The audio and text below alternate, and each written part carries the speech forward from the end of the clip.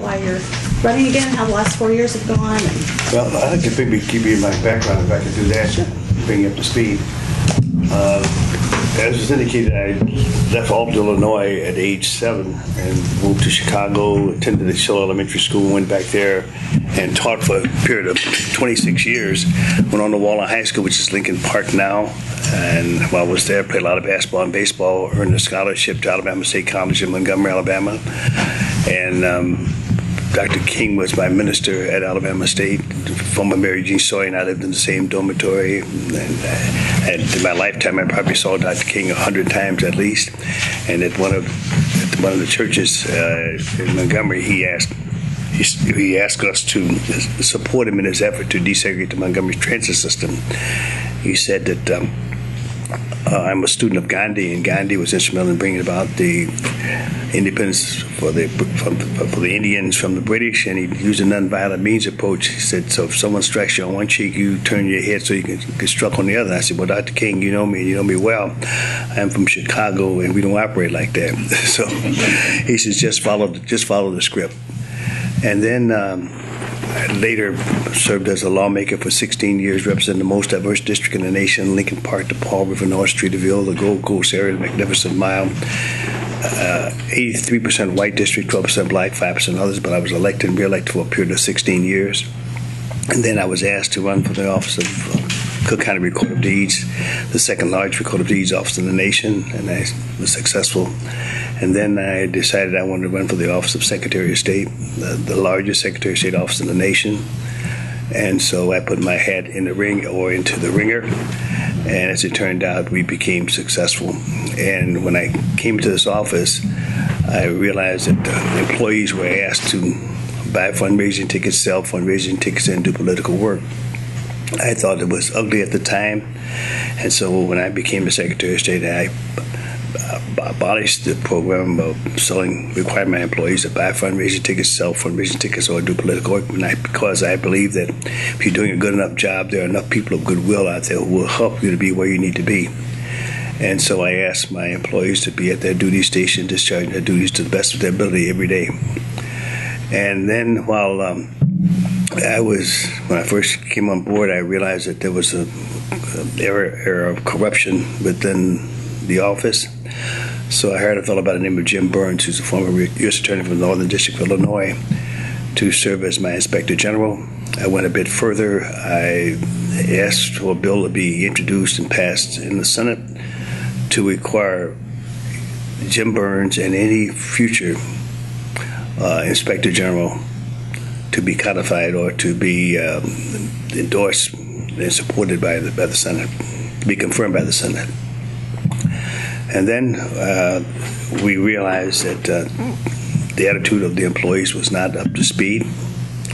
So I began a program by which we trained and spoke in volume, spoke in a manner in which they could understand that to be disrespectful toward any of the taxpayers of the state of Illinois was unacceptable conduct. I required them to be at their duty station on time every day to discharge their duties in a manner which all of us could be proud. And then I established a program by which if you're a senior citizen, you're disabled, or you're pregnant, you go to the head of the line. We decided that we wanted to speed forth the delivery of services to the people in a timely manner, so we used technology as our ally. And then in Tazewell County, which is outside of Peoria, Illinois, 15, 16-year-olds had lost their lives while driving, and we realized there was a problem with our teen drivers. So I got together with the Teen Driving Task Force, and we came with a program by which we required parents to spend 50 hours behind the wheel with their child, 10 hours during the week, or 10 hours at night, and then when they got their permit, the nighttime curfew would be 11 o'clock on weekends and 10 o'clock during the week. One unrelated person in the car with you for, well, let me put it like this. You can have only one unrelated person with you in the car during that period of time. You could not have a carload of individuals because we found that they become a distraction to the driver.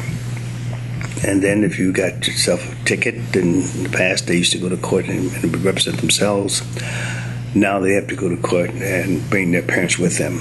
And then if they get involved with drag racing, the car is impounded, they lose their license, they go to jail. And then we realized too that a lot of schools around the state of Illinois would only use spend 1 hour behind the wheel with the child in driver's education. Now we require them to spend 6 hours because we believe that with the 6 hours with a qualified instructor, we're going to get a better bang for the buck. And so then we put on our website a contract that is to be read and signed by a parent and child. And then we also have had parents to go on to our website to get a PIN number so they can see how well the child is driving or how poorly he or she is driving. And based on all that I've just said, there's been a 60% reduction in the loss of lives at the hands of our teen drivers. Then we also decided we wanted to combat drunk driving. So we introduced a program called the BAID device, breath alcohol ignition interlock device. If you get a DUI and you want to continue to drive while your legal matters are being adjudicated, then you would have this device installed in your car. And I was explaining it to a high school class in Chicago, and the young lady said, well, if he cannot blow into the device to start the car, can I blow into it for him? I said, yes, you can. But if you do that, then you're looking for a 1 year period of time in jail. And then the lights will come on to let you know that you're in the wrong place at the wrong time with the wrong person at the wheel. And so then we later on decided that we should put a camera in the car along with the BAID device to let us know who is really blowing into the device to start the car. That went into effect this year. And based on all that I've said, there's been a 26% reduction in the loss of lives at the hands of these individuals who believe in mixing gas and alcohol. Of course, that's a terrible brew that two should not ever meet. AIM gave us a 5-star rating because of this device that we use in our automobile. That's the highest rating that you could ever get from that agency. And then we're proud of the fact, too, that customer service is to our liking. No longer when you come to the Secretary of State's office, you have to bring your duffel bag, sleeping bag, or your lunch pail. We get you out in a timely manner, and we treat you in a highly respectful way. And so with that, I'd like to maybe respond to some questions that you may have. There was a letter in the Chicago Tribune this week from someone suggested you might be too tough on teens and families. Maybe what?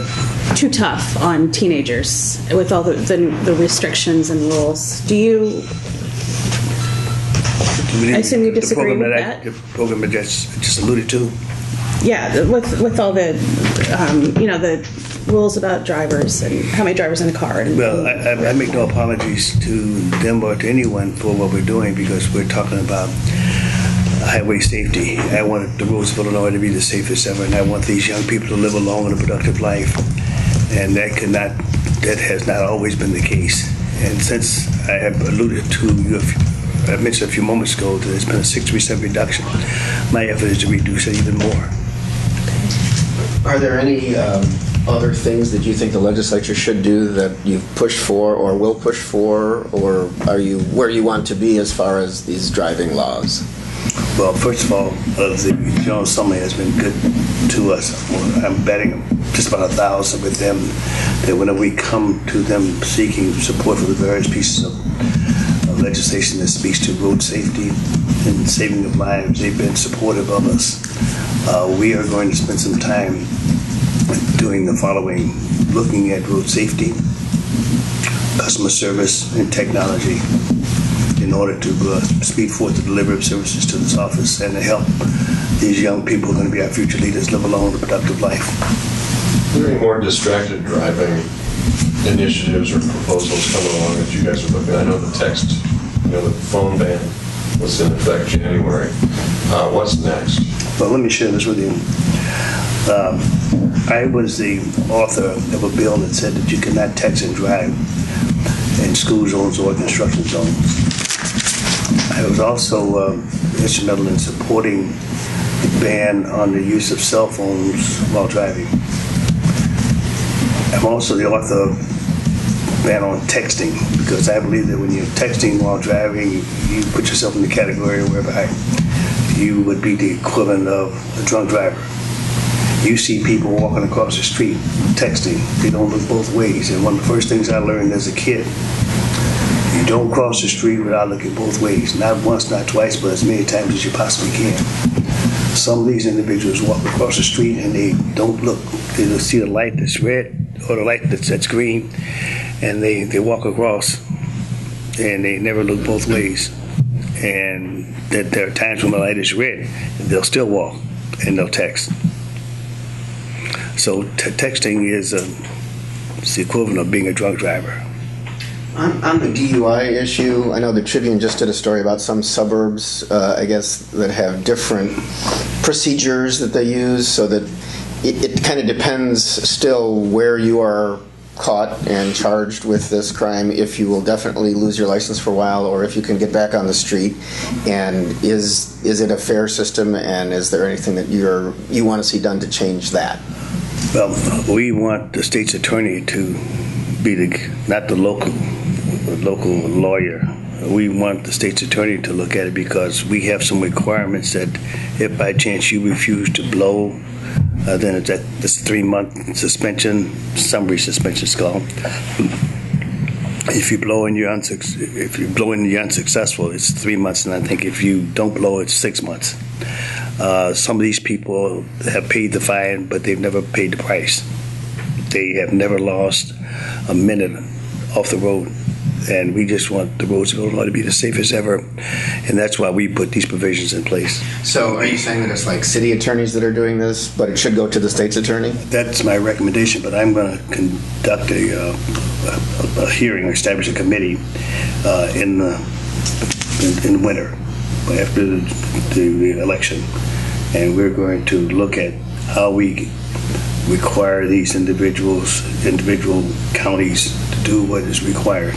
Are you assuming you're going to win if you say that? Pardon me? Are you assuming you're going to win this election, or? I would surmise. Your opponent has suggested that fees are too high, Secretary of State fees for driving and various matters. What do you say about that? Okay, I have a lot to say about that. I cannot raise a fee by a penny, nor can I reduce a fee by a penny. You have 118 state representatives, and you have the signature of the governor. Their mission is to balance the budget of the state of Illinois, and they do it by way of raising fees. And I cannot raise a fee by a penny, nor can I reduce it by a penny. And so many times in my facilities, you will see a disclaimer that says, I didn't do it. One of the things Mr. Webster, your Republican opponent, has said is he wants to cut red tape in business licensing from your business services division, where you get incorporated. I think I've heard him say it takes too long, and I don't know if he said 30-some days to get certain kind of licenses when it should be quicker. He wants to be more automated. Do you agree that there's any problem, or is this being handled just as it should be? No problem whatsoever, because we use technology as our ally, and it only takes a few days for us to present to take care of your documents. So I'm just saying that the person is uninformed. And I will just quote one other thing that he said, I guess, to the Daily Herald, that I get calls from people on your staff saying, I have 10 bosses and none of them do anything. And he is apparently claiming that there are employees that you have that aren't carrying the weight that they should. And obviously, all of state government has had patronage over many years. Your comments about something like that and what the status is? Well, first of all, I just think that sometimes when you're running for an office, you'll just say anything. And that's what that sounds like. I'm from a military person, and I came here today, and I was early. You were. And every time I go to a place, I'm always early. If individuals work for me, I want them to discharge their duties to the best of their ability. I served in the military not once, not twice, but 3 times. I don't take any prisoners. Now you know the rest of the story. It's called tough love. Yeah. Particularly the Republican candidate for governor this year has talked about term limits. On the issue of terms, you've been in office, as you mentioned, for a long time. What is your view of term limits? And I guess going along with that, the headline on this story is that you said this will be your last term again, because you've said that before. Should people have taken that as any kind of promise? Does it serve the public for someone who's been in for a long time to stay in your case? Well, in my case, I've been productive, I've been creative. And if I had not been here, some of the things that the people of the state of Illinois are enjoying may not have reached the surface. Before this body, I raised my right hand to let you know that this is my last tour of duty. Oh, this is the last one? My last tour of duty. You're only, what, 80 now? A youthful 80. That's right, tell him back off, I'm 79. Yes. Yes, but the knees are not the original equipment. Well, no. I got 2 knees put in, and I was in the hospital for 10 days for surgery, recovery, and rehab, and I walked out of the hospital and walked a mile the first day, and then 3 days later I walked 3 miles in a parade in the dead of winter. So I'm as tough as nails. Because you are the state librarian and you give out library grants, with the onset of technology and more people reading things online and less books, does that change anything about your grant program or just kind of where libraries are going? Is there an ongoing kind of shift because of all this technology? Well, the question that is asked, what is the community without a library? Not much. A library is a place where individuals can go to become better educated and better informed. It's also a place where latchkey kids can go while their parents are at work to become better educated, better informed, and to use that idle time in a positive way. You have more computers in a library than you'll probably find anywhere within that community. People go to the library to search for jobs, to redo their resume, to do research. The list goes on and on. So libraries are going to be with us for a long period of time. I'm the head librarian for the state of Illinois. I have 5,000 libraries that come under my jurisdiction, and I visited over 2,300 of them. And I have 138 offices, and I visit all 138 offices, in many cases up to 15 times minimum, 30 times maximum.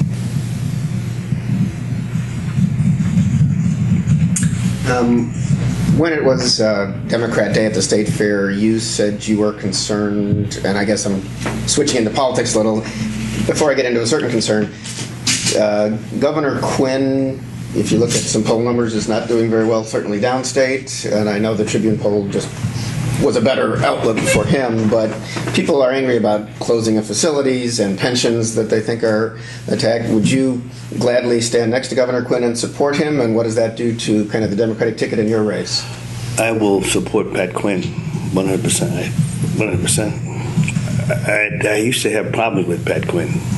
When I was 1975, when I was sworn into the General Assembly, we would raise our hand, be sworn in, we'd sign the voucher, and then they'd give us a check for 2 years in advance. I thought that was great. And then we had 177 state representatives and 59 state senators. I thought that was fine. But then Pat Quinn put a referendum on the ballot to reduce the size of the House by a third, from 177 to 150 to 118. And I said, doggone that Pat Quinn, I don't understand where he's coming from. Well, then one day I was sitting down, I was thinking about it. I was thinking about Pat Quinn. I said, wait a minute, this man is involved with forward thinking. I said, when do you pay someone 2 years in advance? And you have 118 state representatives as we speak, and sometimes you don't have get an opportunity to speak at all. And so he had too many representatives, and then I realized that he was on the ball. He was doing the right thing on behalf of the people. Then he came with the Citizens Utility Board, and I thought that was a good idea. So Pat Quinn is held in high esteem as far as I'm concerned. I like his thought process. I like his commitment, and then when you compare it with the other person, I think that he has more of a program than the other guy. The other thing too, and that is you have a Democratic House, a Democratic Senate, both are veto-proof. I wonder what a person could achieve with those numbers being against them. However, there are a couple of ongoing controversies. One is the Neighborhood Recovery Initiative, and I don't know if... I'd speak to that, if I may. Yeah. Based on what I know, he was involved with giving out grants to organizations, not-for-profit organizations primarily, to make a difference within the communities within Chicago. And the people who handle the program may not have done what they should have done. And the people who received those grants may not have fulfilled the spirit of the program. And so because he was the office holder at the time, a lot of weight falls on him. And some of that criticism is not deserved. But the Republicans obviously look at the timing. It was right before the 2010 election, and they call it a slush fund because it went to community leaders and aldermen and things like that. Do you think that it was designed in any way to help with the election at that time? That I don't know. But I know that he's a guy, a person of goodwill. He's probably one of the most honest guys I've ever met, and one of the most dedicated I've ever met. Okay. Now, the other ongoing swirling controversy is IDOT and how people are hired as the staff assistants, a lot with references from various other political people. I can't remember if your name was on the list, but... No. Okay. I know Durbin was, and Senator Durbin, various other state representatives. Does that raise any concerns with you also? I don't know much about that, but I know that it's been said, and I've read in paper where they said that this had taken place, and that's all I know. Okay. That's what I read. Now, the other thing that you said on Democrat Day was you thought that Bruce Rauner was trying to, you were worried that he was, I guess, paying for support or trying to buy support in the African-American community. Is that, you still hold that view? I know he just recently gave $1 million to I think it's Southside organization. It was some kind of a credit union? Credit union, yes. $1 million. Yeah. Well, that was personal, and he says not political, and just helping the community like he's always done. Well, why is it that he's giving that money now? Could have given it to him a long time ago because the need was there. I was just concerned about, I had taken part in the Bud Billiken Parade, and I saw a lot of the parade marshals wearing around his shirt, and I thought that was kind of strange. Well, then I've heard, Meeks and other ministers are supporting him. Why now? Well, Meeks said he's not getting paid. He even paid his way out to the ranch to go fishing.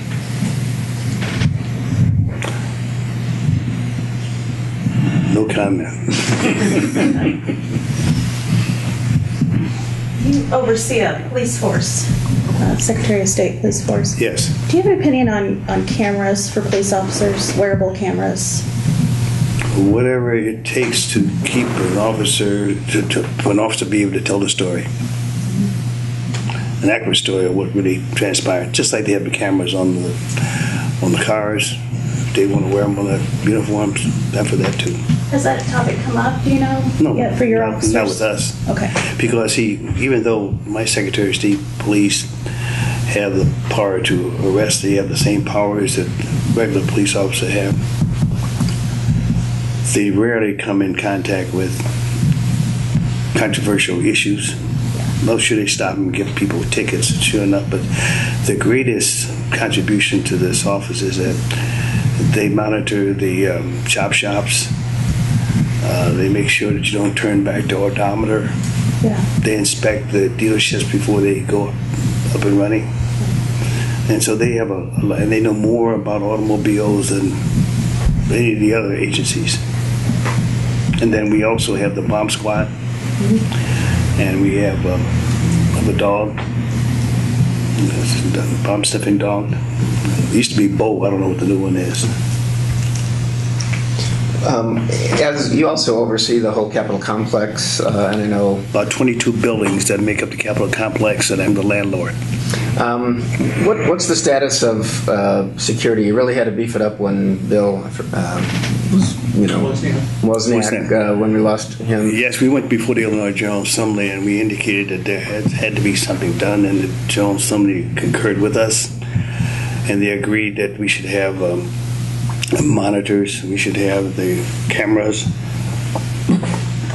Excuse me, when you belch, that means that all is well.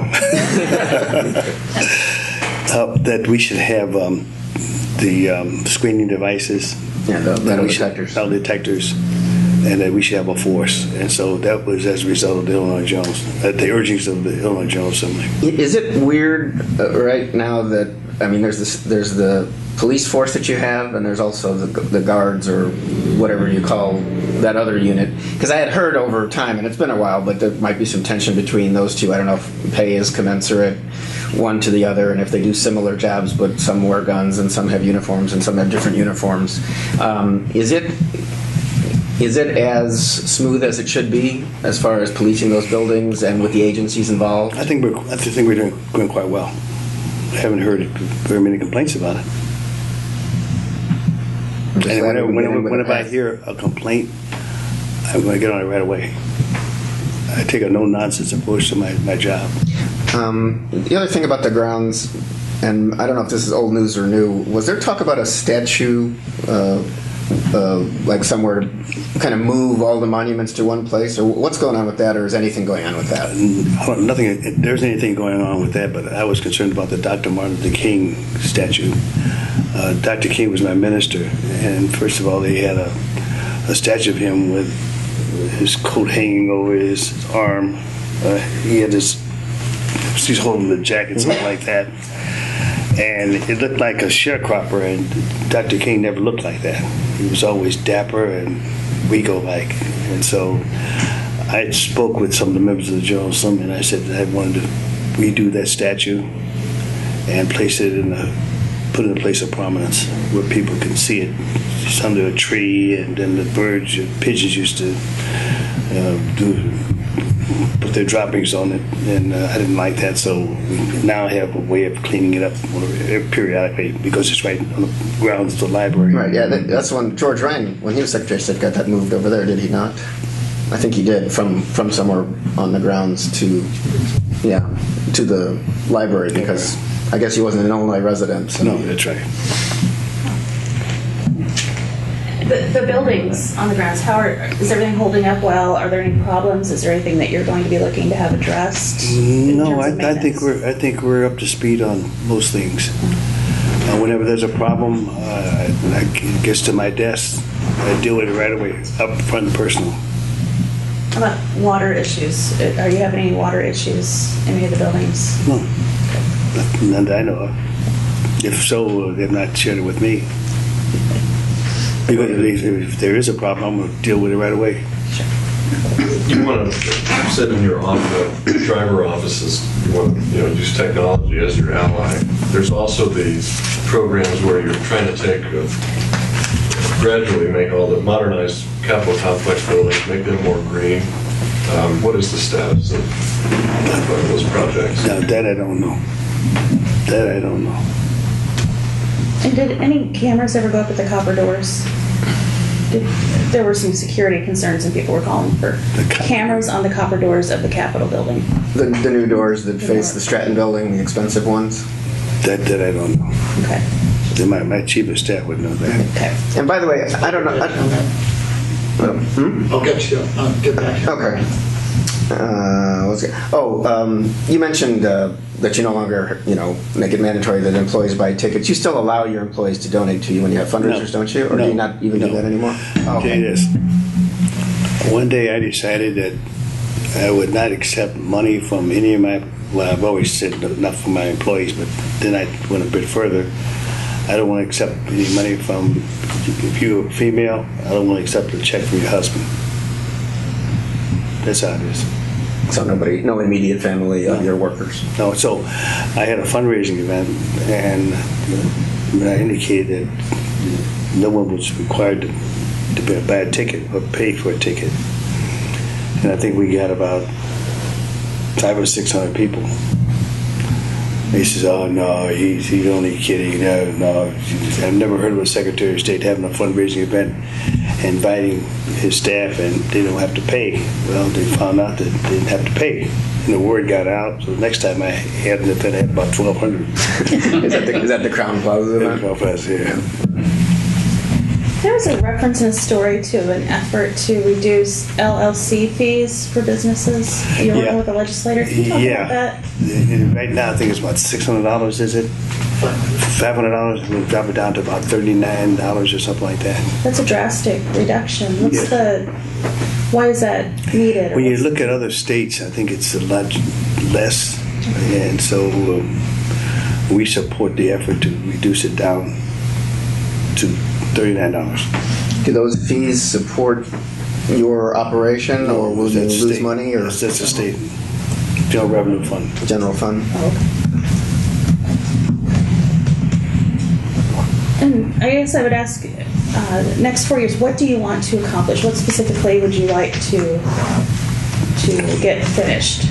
I want you to be able to, from your smartphone, to be able to access my system and transact your business.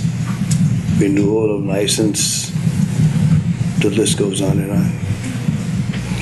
The other is I want to continue to support Jim Burns, my Inspector General, so we can combat corruption, because whenever you're dealing with money, you're dealing with people, the tendency to do something improper is always there. We also are concerned about road safety. I'm convening a trucking task force to deal with a lot of the accidents that have occurred with truckers, primarily with time they spend behind the wheel, etc. Those are, and then continue to look at the graduated driver's license program and see how we can save the lives of more young people, put more requirements, and monitor the system a little bit more. Are you okay with the 70-mile-an-hour limit? Has that worked out okay? I don't have an opinion on that one. That's, my dog's not in that fight. Okay. The safety of the truckers, I was wondering if you could elaborate on that. Have you seen an increase in accidents? In the Chicagoland area, quite a bit. And a lot of the truckers spend too many hours behind the wheel. We're going to look at that and more. The director of the trucking industry, that's Manny. Don Schaefer. And I had a breakfast meeting the other day, and we agreed that we should reconvene the motor vehicle committee. So is that a committee or a task force that existed? So what now? Is that a committee that existed before? Yes, it did. It did. What did it do before? Did it do the basically same thing? Basically the same thing, but it kind of like fell by the wayside, and now we're going to put some life into it. Is that like your office and industry? Yeah. Is it any legislators too, or it could be legislators, the industry, and the Secretary of State's office.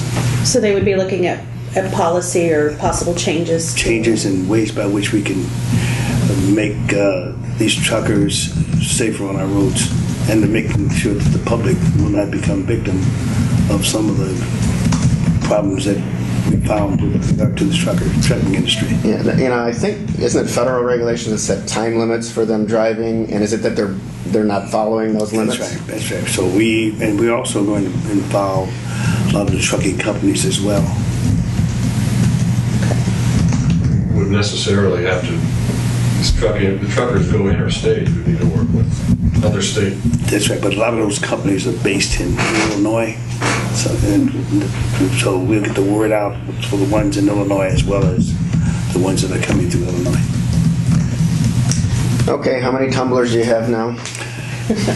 Well, let me share this with you. I was a gymnast as a kid, I taught gymnastics in college, and I taught the Board of Education Park District YMCA.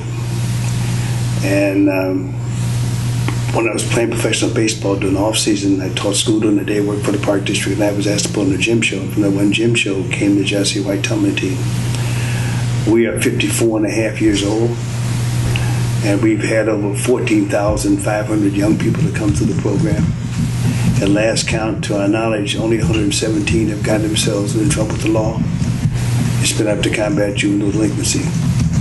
As we speak, we have 325 young people, and of those 325 young people, we have 7 units, and we'll do about 1,500 shows this year. We'll turn down about 300 requests, cannot put them into our schedule. We've traveled to Zagreb, Croatia, Belize, Israel, China, Tokyo, Japan, Hong Kong, Honolulu, Hawaii, Honokai, Hawaii, 17 times to Canada, twice to Bermuda, once to the Cayman Islands, 4 movies, 4 plays, and 25 commercials. Out of those 325 young people, we have 71 in college, and we give each one between $3,000 to $8,000 toward the education. They have to maintain at least a C average in school. They cannot drink, smoke, swear, drop out of school, or dislike anyone because of race, creed, or color. There's the ugliest card in the deck, cannot play that one. They have to be leafless, smokeless, and pipeless. The only time they can practice pharmacy is after wearing the white coat. I think that means no drugs. And then if they happen to drop out of school and become a part of SWU, Sidewalk University, then it costs we, the taxpayers here in Illinois, about $20,000 a year to $60,000 a year to put one person in prison for 1 year. And 83% of the people in prison today have not graduated from high school. So my effort is to save as many kids as I possibly can. We also have young ladies on the team. We have kids of diverse ethnic backgrounds. We don't care whether they're pink, blue, green, or yellow, so long as they follow the guidelines that have been set forth by this organization. And then we have a training program at the Moody Bible Institute and at Tulip Park. Training is 6 hours a week at 2 locations. And then on Friday, we're getting involved with a ribbon cutting ceremony for a new building called the Jesse White Community Center and Fieldhouse. It's a $15 million complex, it's a state-of-the-art gymnastic facility, game room, weight room, computer lab, outdoor basketball, and a playground. It will be the home of the Jesse White tumbling team. It's the safety net. And where's it located in the city? 412 West Chicago. If you know where the old Montgomery Ward building is on Chicago Avenue, it's 2 blocks east on the north side of the street. And then we'll have 30 computers in the computer room, and the building will be open 7 days a week. And it's not only is it the home of the tumbling team, but it's also the home of any kid who'd like to come in, or person who'd like to come in to exercise, or to become better educated, better informed, or to just use that idle time in a positive way. Is that a state-funded, or where's the funding come from? It's a not-for-profit. Let me tell you what happened. Part of the money that we receive is from the city. It's called a TIF. Mm-hmm. And then we raised an additional $5 million through the Jesse White Foundation. And by the way, do the kids that get in, is it all public housing or income levels, or what's the, who's eligible? To go to the facility? No, just to become a tumbler. Doesn't matter where you come from. As a matter of fact, we have Chicago and about 11 cities outside Chicago where the kids reside. And as I said, there's diversity there. I'm an equal opportunity employer. Okay. A couple other things I think I should let you know about this program. These kids, when we do a show, these kids share and share like the proceeds. Sometimes, like during the summer months, each kid will probably come up with about $800 every 2 weeks because of the show. They share and share like the proceeds. Our sponsors take care of our overhead, and the money that is generated by way of our shows go to the kids. We do halftime for all of the NBA teams with the exception of probably Oklahoma City And we're going to do the Bulls game in about a week, 2 weeks maybe. We did the Bulls Brazil game about a month ago. And Benny the Bull, I don't know if you've seen him. They do the slam dunks. Well, the kids who do that, those are my kids. Are you still involved in the training regularly? I still do the headstand, and I put over my legs, they go through my legs, I put my feet together, they go over my feet. I'm not quite in the twilight of my career. But I believe that when you come to school and you become successful, you have to give back. I also believe that every day you should do something good for someone. Did you have a question, Toby? I was just going to ask if you would prove that out there in the newsroom. I got to get straight. Hey, I'm a little older now, so I really. Well, that's been about 45 minutes. I think. Do we have any final questions? I think we've touched on a lot of topics. Would you like to conclude with anything? I would like to leave with a few things. Yes, I do. I run the organ and tissue donor program. Here in Illinois, we have 5.6 million people who sign to become organ donors. However, there are 5,000 people on the waiting list as we speak, and each year about 300 people die because organs have not arrived in a timely manner. I ask that when you're alive and well, give blood. When you're no longer here, give organs. And when you've done those two things, you made a positive impact on society, considering the fact that one person can provide life or improve the quality of life for 25 individuals. You may not have a need today, you may not have a need tomorrow, but sometime during your lifetime, you or someone that you may know will have a need for an organ. And we just hope that when that moment arrives, that there'll be an adequate supply of organs available. Many times we think of a hero as being someone who's helped to extricate someone from an automobile crash, save someone from drowning, rescue someone from a fire. Those are heroes. But let me share with you a few of my heroes. We honored a doctor at the Loyola Medical Center. She gave a patient her kidney. We honored a teacher in New Lakes, Illinois. She gave her student her kidney.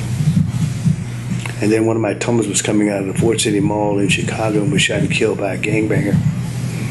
And as a result of that tragic situation, 6 of his organs were used for transplantation purposes. My brother was a pharmacist at the Lakeside VA Hospital. Wasn't feeling well, we took him to the doctor. And the doctor realized he was suffering from an aneurysm, so we took him to the University of Chicago Hospital. And he was put on life support, and as it turned out, he passed away. But before he passed away, a member from the Regional Organ Bank of Illinois asked if by chance he happens to not make it, can we use his organs for transplantation purposes? I said, no, don't bother him, don't bother us, leave us alone. And as it turned out, he passed away that night, and 2 days later we buried him, and then I didn't think anymore. Well, the fellow asked from the Regional Bank of Illinois, if by chance happens, can we use his organs for transplantation? I said, no, don't bother me, don't bother us, leave us alone. And then after we had buried him, 2 years later, my sister became ill, was in dire need of a kidney. That was not a match within the family. So she put her name on the organ and tissue donor list, and as a result of the generosity of someone else, she received a second chance at life. And so when I became the Secretary of State, I was told that the organ donor program was going to become a part of my function as Secretary of State. And I said, hey, by the way, do you know anything about it? I said, know all about it. So since I've been the Secretary of State, I have redoubled my efforts to get as many people as possible to become organ donors. We've used a lot of the community colleges. Well, this year we're going to use a lot of the major colleges and universities. I spent a lot of time in the churches. I spent a lot of time in the high schools. You can only sign up at age 18. However, your organs can be used no matter what your age is. You can receive no matter whatever your age is. You're never too old, because there was a lady about 95 years of age who gave 3 organ parts. And as a result of her generosity, 3 people are living. So when senior citizens say, well, is there anything on me that you want? No, we're going to find something. How long ago did your brother pass when that happened? I was a state lawmaker at the time, so it had to be in the 80s. Okay, so you're saying you just weren't aware of the Well, benefits of this program. That's right. What was his name? George White. In fact, your sister, after she received the, we did. was in the first TV commercial. Yeah, we had to do. That's right. I remember that. Yeah, you can't be in the commercials anymore, right? No. Right. Yep. So it wasn't that time, and you can't anymore, right? Yeah. No, I can't be in the community. Right, 'cause- Thank you, George. No, it wasn't George. It was Blagojevich. Oh, was it? Because Judy Bart Topinka was using this Bright Star program Oh, at a time when running against. she was running against him, but he was running against her. So he went before the Illinois General Assembly and said that if you're an elected official, Can't be in you your cannot ads. be involved with any commercials. Interesting. I'd forgotten about the Oregon program falling under your purview, so thank you for mentioning that. Well, I should share one more thing with you that we've done. A couple of things that we've done. Whenever you see a state ID or a driver's license that looks like that, what do you think about? What does that mean to you? This shape. That's a minor. Yeah, that's right. Toby, you're right. Under the age of 21. And I did that because, kids used to doctor up the front of the license so that they could appear to be 21. Now when you're asked, when you go to a bar, club, or you want to buy alcohol, tobacco, may I see your license? And it comes up vertical, that means that you're under the age of 21. Mm-hmm. Now, when you reach the age of 21, the majority age, then of course, it's like the one you have. The sticker on your license plate, the license plates are made in Decatur, Illinois, but the sticker is made in a town called Freeburg, Illinois. Both are made by disabled people. I don't know if you remember when people used to take the sticker off your car and put it on theirs. Well, I remember it was a bit of a problem. They cannot do that anymore because the number on the sticker and the number on the license plate is the same. Now, there's something else that you should know when we talk about technology. We used to put a sticker on the back of your driver's license as an extension. We don't do that anymore because when people have gone to the airport or they've tried to rent a car, they question the authenticity of the sticker. So now, every 4 years, if you have not had any infractions, we will mail you out a new license.